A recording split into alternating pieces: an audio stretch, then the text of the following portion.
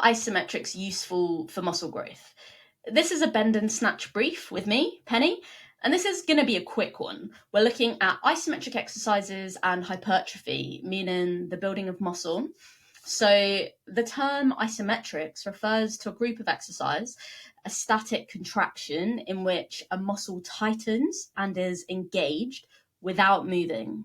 The obvious examples are things like wall sits, planks, etc. Something where you're holding a position and trying to stay still, where there is this active effort but no movement. So you're just sitting in the hard place and staying.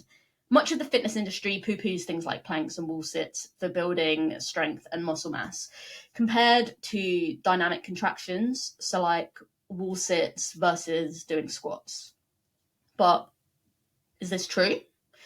In a new 6-week study, they tried to answer that question. So they compared isometric training at long muscle lengths. So like imagine holding a leg extension at the bottom in the stretch position with regular reps. So they took a group of well-trained lifters and they got everyone to train both legs twice a week. One leg was trained using isometrics and the other was trained through full range of motion doing reps. So that meant everyone could act as their own control, which I think is pretty cool. They matched each leg for time under tension to make it even. So each set lasted around 30 seconds. That's 30-second hold on one leg and then 30 seconds worth of reps on the other. What do you think happened? I'm going to give you a second to write down your predictions in the comments before I tell you the results of the study. So both legs saw similar increases in quad thickness, with the iso leg actually getting about 2 millimeters more growth on average. But honestly, it really varied. So the advantage was for some people in the iso leg and then in others in the reps. Anything could have happened, but they're more or less the same. Which means it seems as though as long as you're training equally hard, you could get similar results from training a muscle through full range of motion or from holding isometrics in that lengthened position. Now, there was this study in 2019 that looked specifically at isometrics, which found lengthened muscle isos led to better muscle growth. And I think this can be pretty cool for flexibility training. Now, obviously, if you can hold these lengthened positions, like an active split, for instance, you're building muscle, not just flexibility. And that is awesome. And we kind of already know that too. But it's also pretty cool if you're training at home or if you're on holiday and you've got limited equipment, especially I think when it comes to training legs at home. Think about holding a long single leg bridge for hamstring strength, for instance. It's hard, and if you can stay there, you're actually building some strength and muscle through your hamstrings. And now look, this is a great opportunity to talk about Max 6, the great strongman known for building muscle without using any weights at all. This is probably the third time I've mentioned him on the podcast. So he traveled around teaching other strongmen and performers his methods of muscle control, which he developed in his bedroom as he grew up, just basically flexing in front of the mirror and seeing what happened. Max 6 was one of the first people on record to put more than double his body weight over his head, which is crazy. So he got 322 pounds at a body weight of 145 pounds. So that's like 146 kilos at a body weight of 66 kilos. The way Max 6 defined muscle control was, I'm reading, to be able, by the exercise of willpower, to contract certain muscles while relaxing other antagonistic to them. So the practice of muscle control is all about focusing your mind on the contraction and relaxation of specific muscles at will.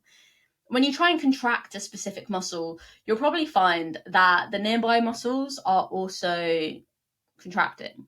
Go on. See if you can contract your pecs without your shoulders and your arms and any other muscles getting involved. I'll give you a second. Really give it a go. See if you can isolate a muscle to contract it. It's harder than it seems, right? And learning how to contract these muscles in these shortened positions is going to help you learn how to do it in the lengthened ones, and it's going to help you learn how to do it when you're training, because it's going to help you focus on the muscles that you're aiming for when you're doing certain exercises, instead of just tensing everything and hoping for the best, which is often what ends up happening. So are isometrics useful for muscle growth? Yeah, I mean, probably if you try hard enough and you do them at length, then you could be building muscle from doing these isometrics. So if you don't have any equipment and you do want to get strong, spending some time actually just contracting your muscles is going to be really beneficial, but also spending some time in these like max effort isos, right? So like really putting yourself in a position where it's hard, also preferably in a lengthened position rather than the easiest position, but whatever positions you can do. And if I were you, I would just start now, right? Because you can do it from wherever you are, just sitting, having a go. In this book, this Max 6 book, he like explains to you how to do it. Maybe I'll read you one of the things. So, exercise 1, relaxation, because you've got to learn how to relax your muscles before you can learn how to contract them. This is the most important exercise. The beginner must learn to relax all the muscles. Study the pose Fig 1. This is Fig 1, if you're interested. And it will be seen that not a single muscle suggests contraction. Think of each part of the body in turn, beginning at the head and working downwards. Allow each muscle to droop as you think of it, but care must be exercised that while doing so, you do not contract other muscles which you have already relaxed. If this exercise is conscientiously performed, you will find that your legs will almost give out under you. For pose of muscles of the back in this exercise, see Fig 2. Let me show you Fig 2. Which shows the complete relaxation of the muscles of the back. The whole back, as the front, is in repose. And the pose shows how the back should appear in this exercise. And then in the next bit, he's explaining how to contract each one. Again, starting from the top, working your way down. And you can do this now. Wherever you're listening to this podcast or watching this podcast, I want you to pick a muscle. I feel like the forearm is a good one to start with because you can like see it, even if you don't have a mirror. And I want you to try and contract it. And you're just like, contract. Can you see it contracting on the video? Oh, look, you can. And I want you to see if you can do it without your bicep or your hand getting involved. So then like contracting your forearm without contracting everything else.